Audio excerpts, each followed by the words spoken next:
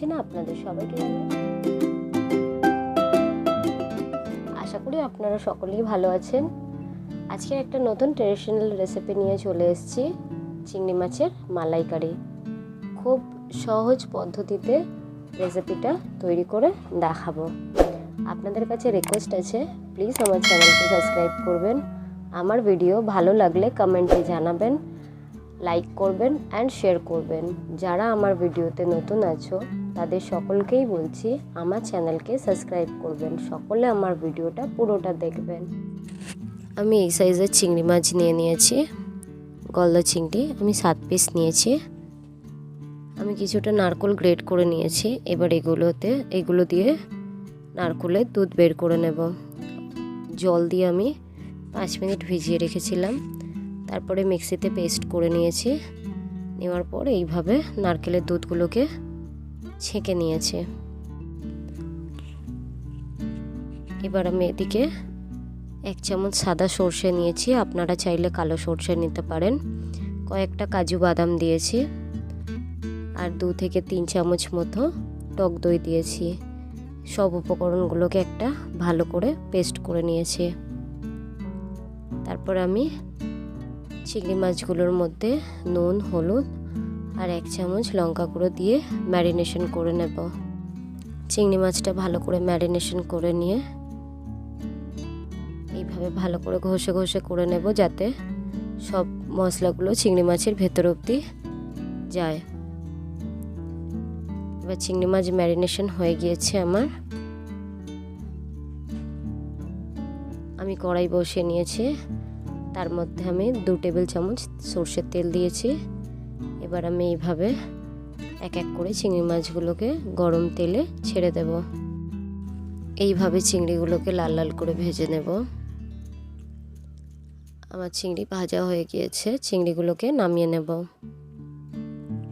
সব চিংড়ি ভাজা হয়ে গিয়েছে। ওই তেলের মধ্যে আমি কয়েকটা গরম মশলা দিলাম, দারচিনি, লবঙ্গ, এলাচ দেওয়ার পর আমি ভালো করে নাড়াচাড়া করে নিয়ে এর মধ্যে পেঁয়াজ বাটা অ্যাড করে দেবো। আমি 100 গ্রাম মতো পেঁয়াজ বাটা অ্যাড করেছি। এবার এগুলোকে ভালো করে তেলের মধ্যে নেড়ে নেব।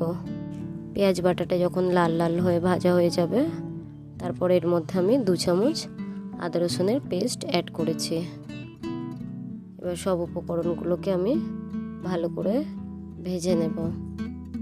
মশলাগুলো দিয়ে তেল ছেড়ে দিলে এবার এর মধ্যে আমি 1 টেবিল স্পুন নুন, 1 টেবিল স্পুন হলুদ গুঁড়ো, 1 টেবিল স্পুন লঙ্কা গুঁড়ো, সব শুকনো মশলাগুলোকে একবার ভালো করে নেড়ে ছেড়ে নেব।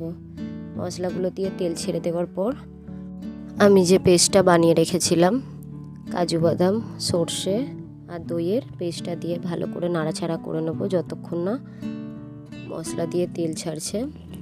আমি ওই মশলার বোলটা ধুয়ে যে মশলাটা ছিল ওটাও এর মধ্যে অ্যাড করে দিলাম। আমার মশলাগুলো ভাজা হয়ে গিয়েছে। দেখুন মশলাগুলো দিয়ে আমার তেল ছেড়ে দিয়েছে, তার মানে মশলাটা পারফেক্ট ভাজা হয়েছে। এবার আমি যে নারকেলের দুধটা রেখেছিলাম, এবার ওই নারকেলের দুধটা এর মধ্যে অ্যাড করে দিলাম। এবার এটা আমি ততক্ষণ নাড়তে থাকবো যতক্ষণ না এটার মধ্যে ফুট আসছে, না হলে নারকেলের দুধটা ফেটে যাওয়ার ভয় আছে। যতক্ষণ না ফুট আসছে ততক্ষণ নাড়তে থাকবো। ফুট এসে গেছে। এবার এর মধ্যে আমি এক এক করে চিংড়ি মাছগুলোকে অ্যাড করে দেব। আমি এর মধ্যে নর্মাল দুধ ইউজ করিনি, আপনারা চাইলে লিকুইড দুধ এর মধ্যে 1/2 কাপ ইউজ করতে পারেন। এবার চিংড়ি মাছগুলো দেওয়ার পর আমি এটাকে 4 থেকে 5 মিনিট ফুটতে দেব। এইভাবে ভালো করে আগে মিশিয়ে নেব চিংড়ি মাছগুলো গ্রেভির সাথে। তারপর আমি এটাকে 5 মিনিট ফুটতে দেব। বন্ধুরা প্লিজ আপনাদের কাছে রিকোয়েস্ট করছি, আমায় একটু সাপোর্ট করবেন। আমার ভিডিও যদি আপনাদের ভালো লেগে থাকে তাহলে কমেন্টে অবশ্যই জানাবেন। আমার চ্যানেলকে লাইক, শেয়ার অ্যান্ড কমেন্ট করবেন। আমি 5 মিনিট পর ফিরে এলাম। দেখুন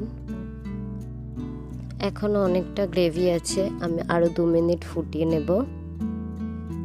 2 মিনিট ফুটানোর পর আমার রেসিপিটা পুরো রেডি হয়ে গিয়েছে। আশা করি বন্ধুরা এই ভিডিওটা আপনাদের ভালো লেগেছে। যদি ভালো লেগে থাকে প্লিজ আমার চ্যানেলকে সাবস্ক্রাইব করবেন। আপনাদের সকলের কাছে রিকোয়েস্ট করছি ভিডিওটা পুরোটা দেখবেন।